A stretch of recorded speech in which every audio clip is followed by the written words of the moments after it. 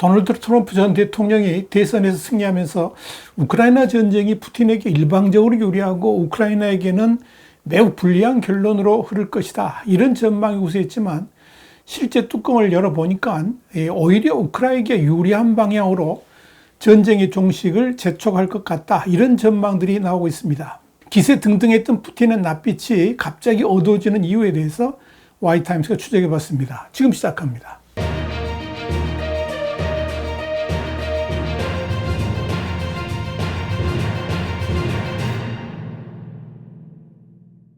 영국의 텔레그래프는 15일 미국의 대선 결과는 우크라이나에 환영할 만한 것은 아니지만 현재 진행되는 상황은 오히려 예상했던 것보다 훨씬 더 우크라이나에 유리하게 흘러가고 있다라고 보도해서 눈길을 끌었습니다. 텔레그래프는 트럼프의 당선 확정 이후에 모스크바에는 마라라고 해서와 같은 환호가 있었으며 크렘린 고위 관리인 드미트리 메드베데프는 특수 군사작전의 목표는 변함이 없을 것이라고 그러면서 만면의 미소를 지었다 그랬습니다. 그러면서 러시아 내에서는 빠르면 며칠, 늦어도 몇 달 안에 볼로디미르 젤렌스키의 몰락을 볼 수 있을 것이고 결국은 서방이 우크라이나를 버리게 될 것이다, 이런 전망이 나왔다라고 전했습니다. 그러나 지금 미국의 분위기는 러시아의 기대와는 확연하게 달라졌다는 것이 텔레그래프의 전망이었습니다. 일단 트럼프 당선인이 주 유엔 미국 대사의 앨리스 스테파닉, 그리고 국무장관의 마르코 루비오, 국가안보보좌관의 마이크 월츠를 선임했는데 이들 모두 세계를 형성하는 데 있어서 미국의 역할에 대해 깊은 의무감과 함께 책임감을 믿는 사람들이라고 그러면서 이들은 모두 매파로 그들 어느 누구도 우크라이나 전쟁을 빨리 끝내려는 트럼프의 견해를 반대하지는 않지만 그렇다고 러시아가 일방적으로 유리하도록 조건을 만들지는 않을 것이다, 이렇게 판단했습니다. 텔레그래프는 이어서 현재 러시아 내부에서는 기세가 등등하다 그러면서 이런 상황에서 우크라이나 전쟁이 다른 나라를 침공한 러시아의 승리로 마무리된다면 러시아인들은 이 모든 것들이 푸틴의 승리라고 생각할 것이고 그렇게 되면 러시아는 또 다른 전쟁을 일으킬 수도 있다고 내다봤습니다. 미국마저도 러시아의 전쟁 의지를 억제할 수 없다 판단해서 그때부터는 푸틴이 아나무인으로 행동하게 될 것이라는 의미입니다.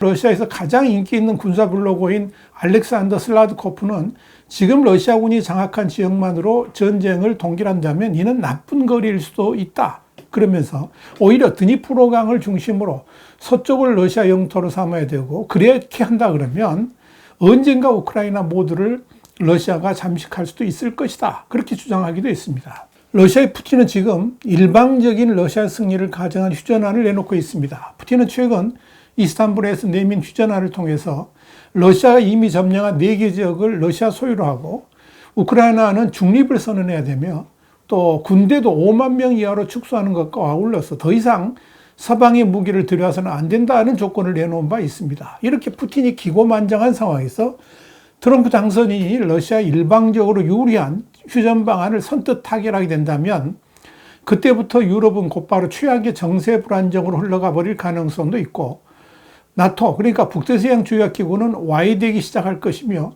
유럽의 안보도 장담하기 어렵게 될 겁니다. 그런데 트럼프 2기의 외교안보팀 가운데 루비오 국무장관 내정자는 전쟁 종식 방안이 침략을 당했던 우크라이나의 유리한 방향으로 마무리되어야 된다 그러면서 우크라이나는 반드시 주권을 유지해야 되고 러시아에 종속된 국가로 남아서는 안 된다라고 주장하고 있습니다. 이는 우크라이나가 자체 방위는 물론이고 자체 방위 동맹을 선택할 수 있어야 한다는 걸 뜻합니다.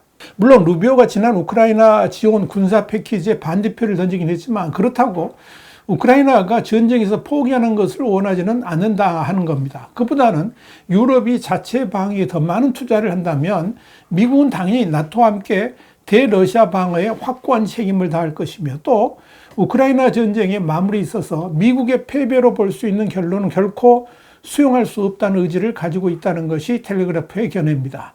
왈츠 국가안보보좌관 내정자 역시 아프가니스탄에서의 굴욕적인 미군 철수에 대해서 경악을 했던 특수부대 장교 출신으로 우크라이나 전쟁의 나쁜 협상이 카불에서의 미군 철수와 같은 개념으로 흘러가서는 안 된다는 그런 굳은 의지를 가지고 있습니다. 심지어 왈츠 내정자는 선거 전에 우크라이나가 러시아의 깊숙한 곳까지 공격하기 위해서 미국의 미사일 사거리 제한을 폐지한다는 주장을 내놓은 바도 있습니다. 이런 면에서 조 바이든 행정부보다 훨씬 더 강경한 입장을 취하고 있다고 봐도 무방할 겁니다. 이와 관련해서 텔레그래프는 푸틴이 미국이 원하는 대로 협상에 응하지 않을 경우 젤렌스키가 원하는 대로 다 해줄 수도 있다라고 내다봤습니다. 텔레그래프는 그러면서 트럼프가 구상하는 협상의 윤곽이 보이기 시작했다 그러면서 물론 갈등의 동결을 추구하겠지만 그렇다고 러시아가 일방적 승리를 선언하도록 내버려 두지는 않을 것이다. 이렇게 전망했습니다. 텔레그래프는 이어서 종전의 조건으로 우크라이나가 당장 나토 가입은 안 되겠지만 다른 동맹국과 자유롭게 방위 조약을 맺도록 허용할 것이다 하면서 그래야 러시아가 또다시 침공하고자 하는 욕구를 막을 수 있을 것이다. 이렇게 설명했습니다. 텔레그래프는 결론적으로 트럼프 2기에 우크라이나에게는 희망이 있다라고 정리를 한 것입니다. 이렇게 트럼프 2기의 외교안보팀이 우크라이나 중시 성향을 보이고 있는 가운데 우크라이나도 트럼프 측에 전쟁 지원을 얻어내기 위해서 천연자원 개발, 우크라이나군의 유럽 주둔 등의 당근을 마련한 것으로 알려져서 관심이 쏠리고 있습니다. 사업가적 기질이 강한 트럼프를 설득해서 미국의 지원을 계속 받기 위한 포석입니다. 영국의 파이낸셜 타임스는 우크라이나가 우라늄, 티타늄, 리튬, 흑연 등의 천연자원을 미국과 유럽연합의 공동투자 방식으로 개발하는 방안을 마련해서 지난 10월 발표한 승리계획에 담았다라고 보도를 했습니다. 우크라이나는 자원대국입니다. 2022년 캐나다 싱크탱크 세크데브는 우크라이나에 매장된 석탄, 가스, 석유 등 매장 자원의 가치를 총 26조 달러, 우리나라 돈으로 약 3경 6천조 원 정도로 추정을 했습니다. 특히 우크라이나에는 전기차 배터리 제조에 필수적인 리튬 50만 톤, 전 세계 매장량의 각각 약 7% 또 20%에 해당되는 티타늄과 흑연이 매장되어 있습니다. 이 정도면 대중국 압박 전략을 펼쳐야 될 미국으로서는 귀에 솔깃한 제안이라고 할 수 있을 겁니다.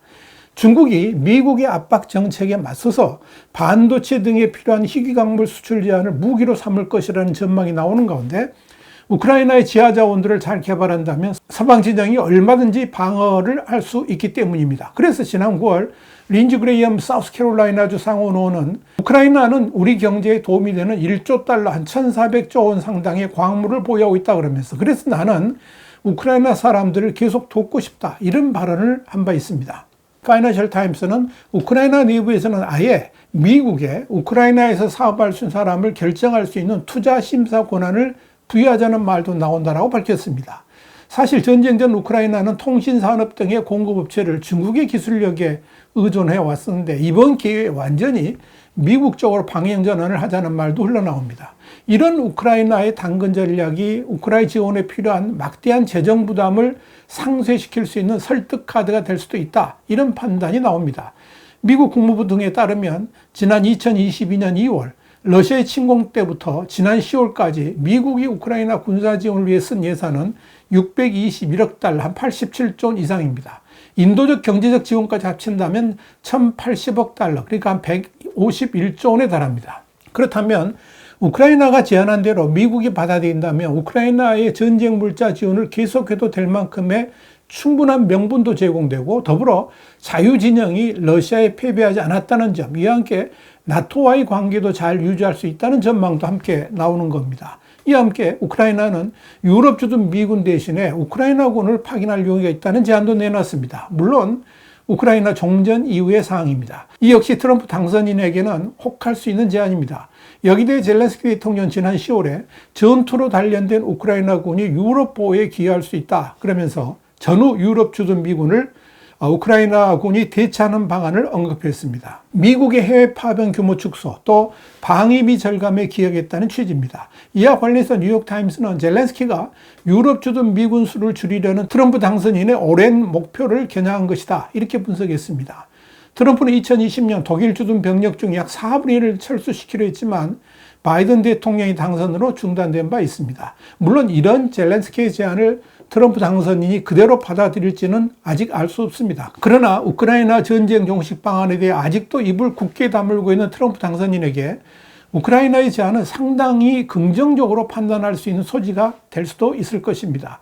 또한 외교 안보 진영들 역시 찬성할 만할 것입니다. 그렇게 되면 명분도 서고 또한 그런 결정이 오히려 미국 우선주의를 강화시킬 수도 있기 때문입니다. 그래서 기세등등했던 푸틴의 얼굴이 급격하게 어두워지고 있다라고 말을 하는 것입니다. 와이튼 국제정세 분석의 주북이었습니다. 감사합니다.